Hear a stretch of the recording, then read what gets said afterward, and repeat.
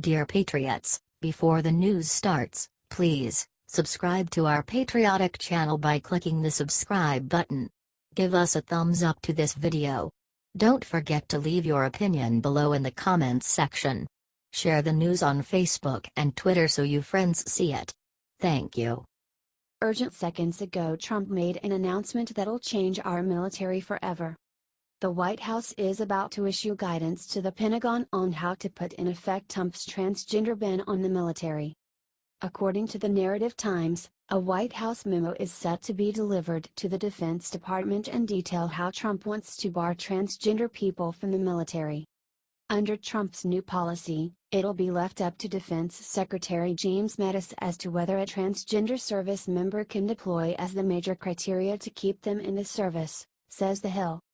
The two-page memo will give Secretary Mattis 6 months to put in a plan to implement the ban, according to White House officials. Here is what Mattis said during his testimony to Congress earlier this year. Do you think Trump made the right choice to ban transgenders from the military in this way? Share this everywhere if you agree with Trump that we need people that will help us win wars and not drain our military resources. Don't let the liberals twist this one. Let's get it out first. God bless all of our troops and thanks for reading.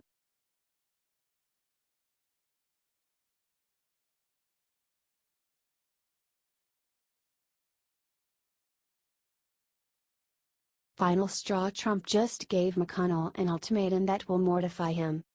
There's a rule in the Senate that requires 60 votes for cloture, or ending debate so that a vote can happen. You see, senators are supposed to be allowed to talk, or debate, about an issue as long as necessary.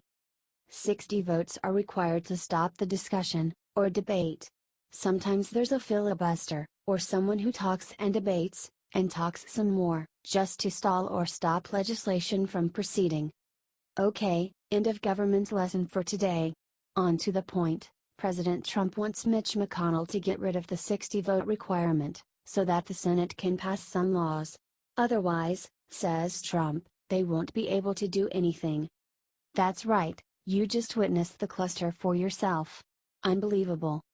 Trump can't tolerate McConnell's attitude that it's okay for them to do nothing, pass nothing.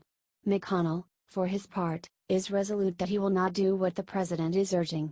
According to him, there's not a single senator in the majority that wants to change the 60-vote rule. What does that tell you? It tells me that they are fine with the status quo, of not getting anything done. That's just so disappointing and reaffirms that we have got to drain the swamp. If you agree, please share, and comment "Drain the Swamp." H.T. Breitbart.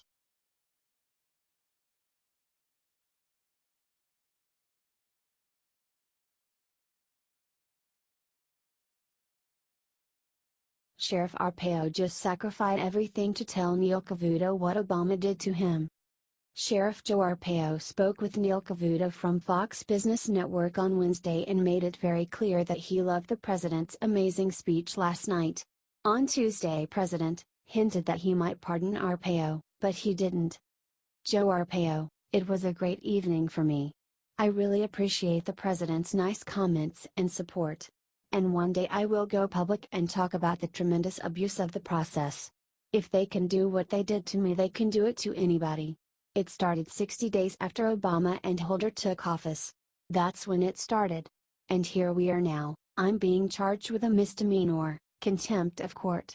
The sentence will be the same for barking dogs. This is strictly a political hit. I will be talking about that in the future. I have a great deal of respect for him. As long as he is president, I will support him. I wish a lot of other people would do the same. That is just amazing. Look what Sheriff Joe said about President Trump. Every able-bodied patriot reading this post needs to share this right now and expose the crimes of our last president. Do you think Sheriff Joe should be pardoned?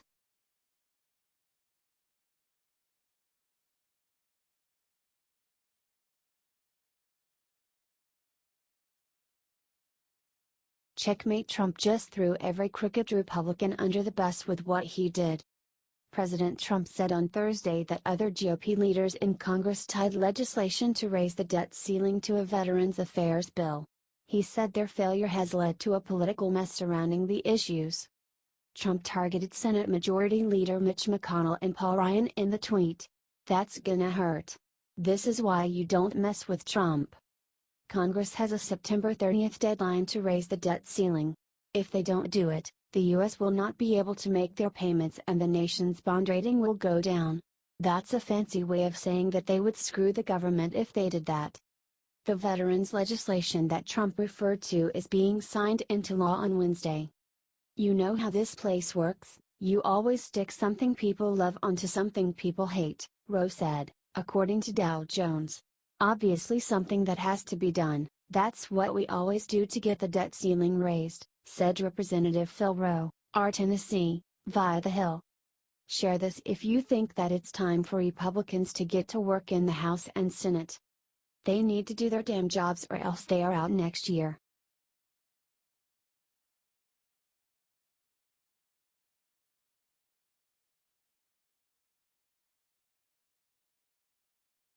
Bill IT top Republican just told Trump genius plan to make Dems pay for the wall. Today one of the top Republicans in the House, Representative Steve King, unveiled his own genius plan to force Dems to pay for the border wall. King was on Fox News last night when he revealed the surefire plan that will give the Democrat Party chills. Trump needs to veto any appropriations bill without the wall until they give up. Rep. King revealed the plan on Fox News last night. The president said he is going to build the wall. If he vetoes an appropriation bill because it lacks funding for the wall, $1.6 billion. If he vetoes that, Congress has to override the veto. The votes won't be there to override a presidential veto and eventually, this will get done.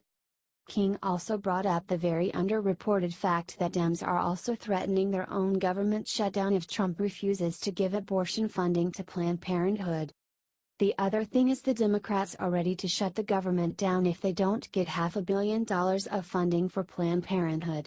So whose principles are stronger here? The Democrats wanting to fund the abortion that comes out of Planned Parenthood, or the Republicans like me and the president who want to follow through on the mandate that came from the American people? When you put it in those terms, President Trump is definitely gonna be able to pull this off. Let's show Trump the American people voted on their wall by sharing this plan out everywhere so the president himself sees it.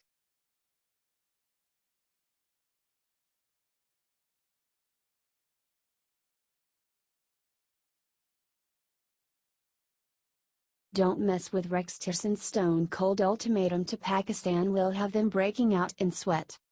Secretary of State Rex Tillerson is done with Pakistan's games, and he just put them on notice in a big way.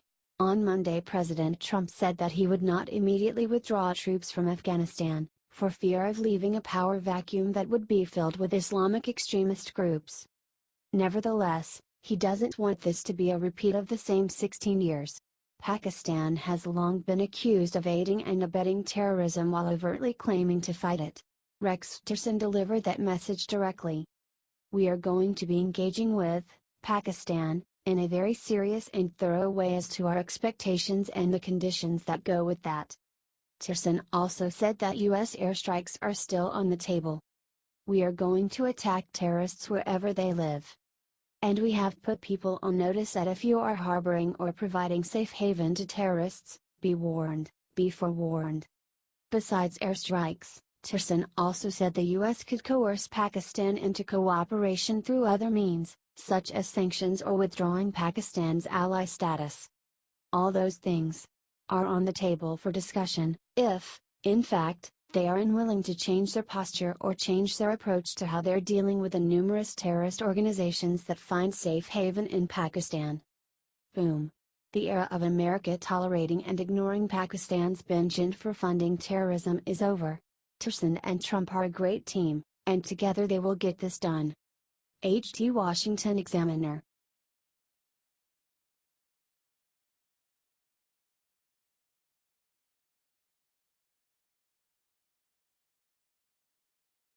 Vote her out. Maxine Waters' disgusting two-word insult to Ben Carson left jaws hanging.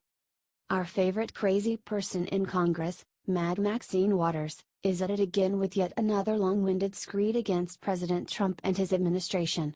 This time, however, her comments were even more outlandish than usual, taking aim at Secretary of Housing and Urban Development Ben Carson. Waters spoke at a town hall event on Thursday to talk about the violent events in Charlottesville and managed to call President Trump and some of his cabinet members white supremacists, including Ben Carson, who is black, and Secretary of Treasury Steve Mnuchin, who is Jewish. Here are her exact words. While the president was defending the white nationalists and the KKK and all of those alt-right groups who were basically out there in Virginia literally beating and marching and ranting about Jews and black people. But this is what this cabinet looks like, whether we talk about Treasury Secretary Steve Mnuchin or Ben Carson, who's over at HUD. If you think reclaiming my time that I did with Mnuchin, you wait till Ben Carson comes. Well, guess I've heard it all, folks. Never mind that President Trump actually condemned racism and hate groups shortly after the Charlottesville event. In the land of the Democrats, even Jewish and black people can be white supremacists and support hateful organizations like the KKK.